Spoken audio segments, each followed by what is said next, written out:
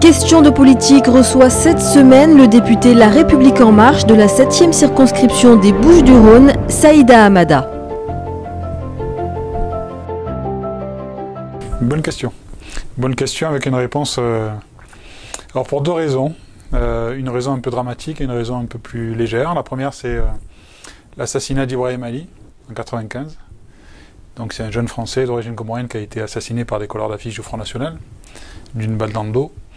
Et c'est vrai qu'à ce moment-là, je me suis dit que en France, il était possible de mourir juste parce qu'on était noirs, en l'occurrence. Et que donc certains partis, qui existent malheureusement encore, étaient porteurs de haine. Et donc la haine tue, malheureusement. La seconde raison, un peu plus légère, c'est qu'à peu près à la même période, j'ai assisté à un conseil municipal. Et j'ai écouté un élu, qui est encore en activité aujourd'hui, que je ne citerai pas. Et à ce moment-là, je me suis dit qu'il n'était pas possible que des personnes comme elle décident pour moi. Et que donc il fallait absolument que j'entre en politique, ou en tout cas que je commence à faire un peu de politique.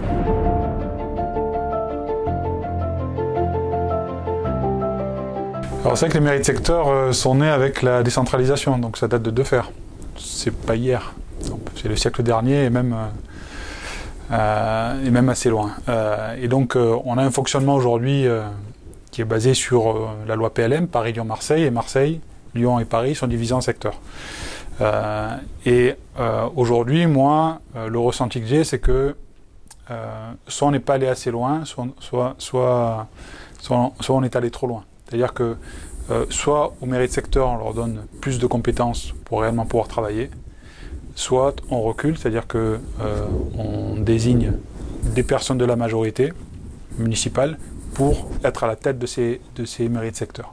Alors je ne sais pas si on avance, si on recule, mais en tout cas il y a un choix à faire qui n'a pas été complètement fait aujourd'hui.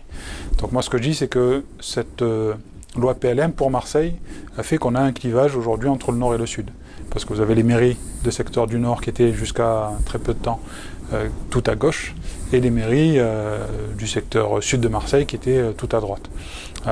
Et ça explique, c'est l'une des raisons qui explique cette fracture. Et donc pour sortir de ça, il faut qu'on arrive à adapter ou à réadapter ou à réinterroger la loi PLM.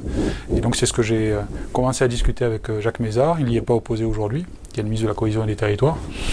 Reste à voir maintenant si les élus locaux sont aussi prêts à avancer là-dessus pour faire en sorte, par exemple, que le maire de Marseille soit élu par les Marseillais directement et pas au travers des conseils municipaux et donc des mairies de secteur. Ça, ce serait par exemple une avancée.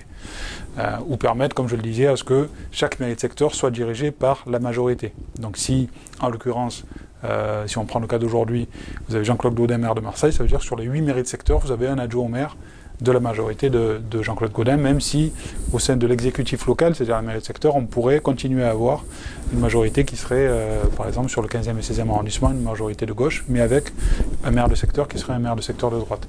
Tout est imaginable, mais en tout cas, ce qui est clair, c'est qu'il faut qu'on en sorte. On a passé trop de temps sur cette loi PLM, ça en a touché, et aujourd'hui, on en subit malheureusement les conséquences.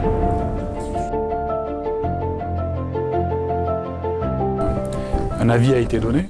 Maintenant, il reste aux élus locaux à aller faire entériner ou pas cet état de fait.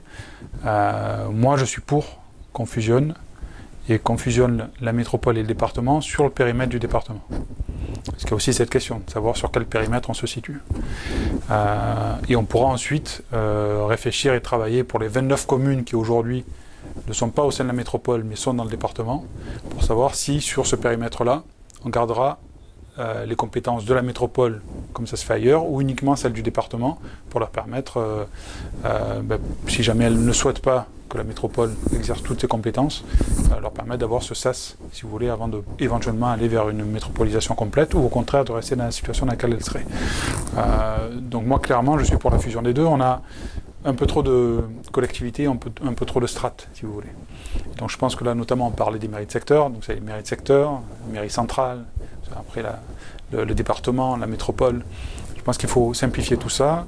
À Paris, vous avez les villes de Paris et départements qui ont fusionné depuis très longtemps. En fait, il y a une seule collectivité. À Lyon, c'est le cas aussi. Sur le périmètre de la métropole de Lyon, je pense qu'à Marseille, il faut qu'on aille aussi vers ça. Moi, je milite pour qu'on ait un scrutin de liste et qu'on dissocie en fait l'élection des maires, des conseillers municipaux, de l'élection des élus à la métropole, pour que les choses soient bien claires pour tous les Marseillais et tous les habitants de la métropole. Alors, donc je ne sais pas si ce sera finalement retenu, mais en tout cas moi je militerai pour ça. La construction de la métropole, il faut que les habitants se l'approprient, sans passer par le prisme ou le filtre des maires. Et donc pour ça, il faut qu'on ait des élus qui dépendent pour leur élection directement des habitants de la métropole. Et c'est important pour construire un projet métropolitain. Et je pense que les maires ont assez à faire avec le projet municipal, même s'il sera en cohérence avec le projet métropolitain, et laisser les élus métropolitains travailler à la construction de cette métropole.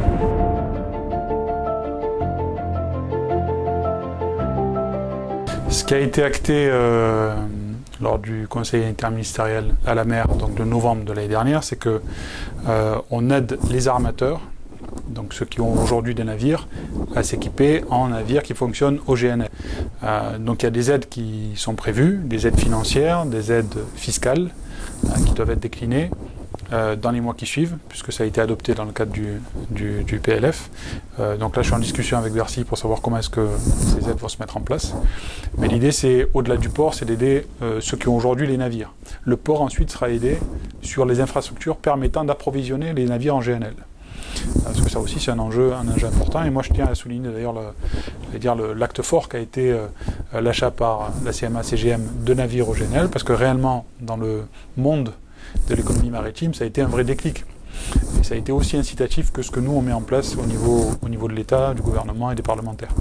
Et donc aujourd'hui, on sent bien que tout le monde va passer au GNL. En tout cas, c'est le sens de l'histoire. La question, c'est comment est-ce qu'on fait en sorte pour que ça aille le plus vite possible. Et donc c'est en ça que les incitations de l'État sont importantes.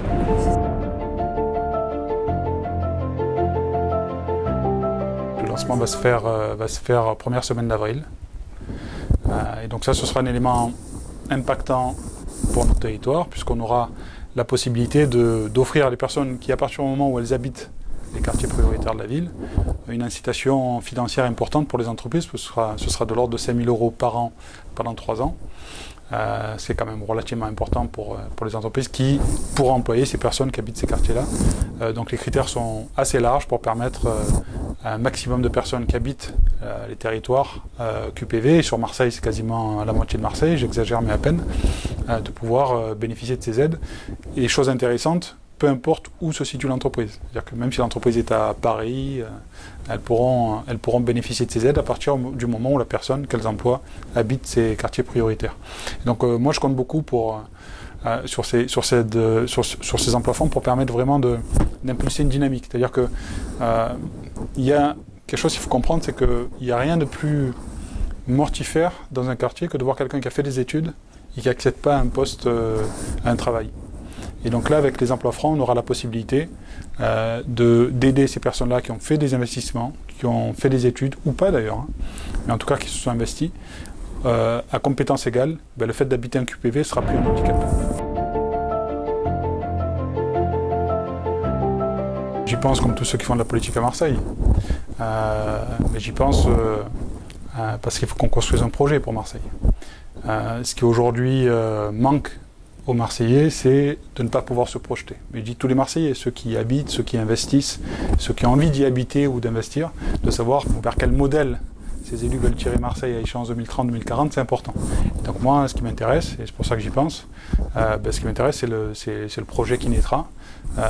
Et moi, j'ai quelques idées sur ce que Marseille pourra être dans quelques années, des idées que je pousserai, comme d'autres élus pousseront leurs idées. Et j'espère qu'en 2020, un maximum de mes idées seront reprises.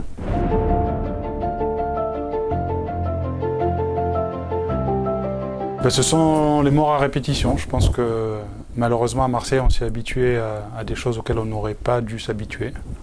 On a des morts à peu près toutes les semaines. Et malheureusement aujourd'hui, ça ne fait plus l'objet d'une grande couverture. À Marseille encore un peu, mais au niveau national, ça passe complètement inaperçu. Et ça, je pense que c'est un vrai fléau pour cette ville.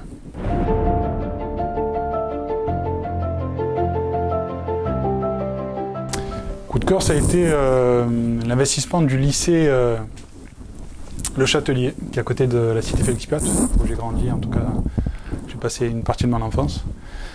qui avait, je m'en souviens, quand j'étais plus jeune, une très mauvaise réputation et qui aujourd'hui est devenu, alors je dirais pas un lycée d'excellence, mais en tout cas qui a vraiment investi dans la formation de ces jeunes, qui est aujourd'hui tourné vers l'économie sociale et solidaire, par exemple, avec de vrais projets, avec des jeunes investis.